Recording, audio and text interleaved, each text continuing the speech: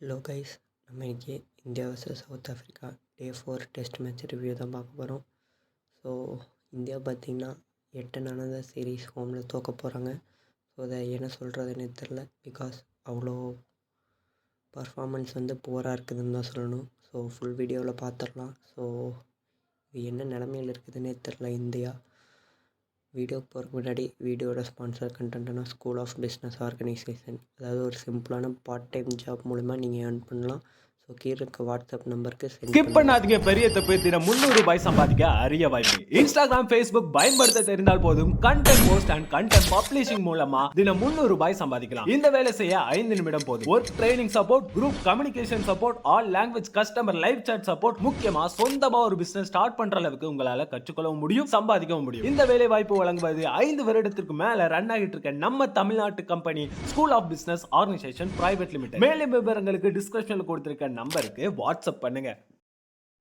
First match பற்றி பார்த்துடலாம். So இன்றைக்கி டே 4. ஸோ சவுத் ஆஃப்ரிக்கா பார்த்திங்கன்னா நேற்று தேர்ட் இன்னிங்ஸ், அதாவது அவங்களோட செகண்ட் இன்னிங்ஸை ஸ்டார்ட் பண்ணாங்க. ஸோ இன்றைக்கி டே முடியிறப்ப கரெக்டாக டிக்ளேர் பண்ணாங்க. ஸோ அவங்க கிட்டத்தட்ட ஒரு 550 ரன்ஸ் கிட்ட இப்போ ஸ்கோர் பண்ணியிருக்காங்க. ஸோ அந்த ஸ்டேஜில் தான் இன்றைக்கி டிக்ளேர் பண்ணியிருக்காங்க.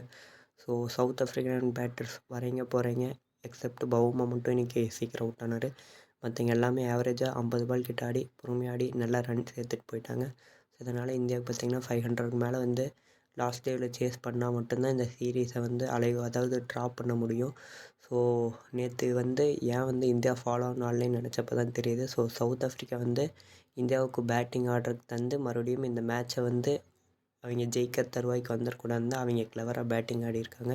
ஸோ அவங்க இதனால் இப்போ பார்த்தீங்கன்னா மறுபடியும் இந்தியா பேக் ஃபுட் போட்டிருக்காங்க.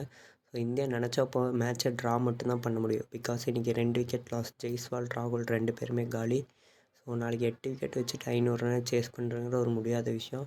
ஸோ இந்தியா எப்படி இருந்தாலும் இந்த சீரீஸை அதாவது இந்த மேட்ச் ஒன்றா ட்ரா பண்ண முடியும், இல்லாட்டி தோற்க தான் முடியும். ஸோ ஜெயிக்கிறது இம்பாசிபிள். ஸோ இதனால் பார்த்திங்கன்னா சவுத் ஆஃப்ரிக்கா தான் இந்த சீரீஸ் பார்த்திங்கன்னா ஜெயிக்க போகிறாங்க. ஸோ லாஸ்ட் டைம் நியூசிலாண்டோட தோற்றாங்க, இப்போ சவுத் ஆஃப்ரிக்காவோட தோற்றுருக்காங்க. நடுவில் வெஸ்ட் இண்டீஸோடு ஜெயிச்சுட்டு இவங்க பந்தா காமிச்சிட்ருக்கிற மாதிரி. இந்தியாவோட ஒரு டெஸ்ட் கிரிக்கெட் எங்கே போயிட்டுருக்குதுன்னு எல்லாத்துக்கும் அவங்களுக்கு கண்கூட தெரியும். பிகாஸ் இதுக்கு முன்னாடி காலத்துலலாம் எப்படி இருந்ததுன்னு ஒரு மீம் பார்த்தேன். அதாவது ரவி சாஸ்திரி 4 வருஷம் கோச்சாக இருந்தப்போ ஒரு மேட்ச்சு தான் ஹோமில் டெஸ்ட்டு தோற்றாங்க. பட் கௌதம் கம்பீர் பார்த்திங்கன்னா ஒரே வருஷத்துலேயே நாளைக்கு தோற்றாருன்னா 5வது ஹோம் டெஸ்ட் மேட்ச் தோற்க போகிறாரு. ஸோ இதான் இப்போ இந்தியாவோட டெஸ்ட் அணியினோட நிலமை. யாருமே பேட்டிங் பர்ஃபார்மே பண்ணுறேன். எவனும் ஆல்ரவுண்டரெல்லாம் செஞ்சுரி அடிக்கிறான், இங்கே ஒருத்தனுமே அடிக்கிறது இல்லை. ஸோ நாளைக்கு வீடியோவில் பார்க்கலாம்.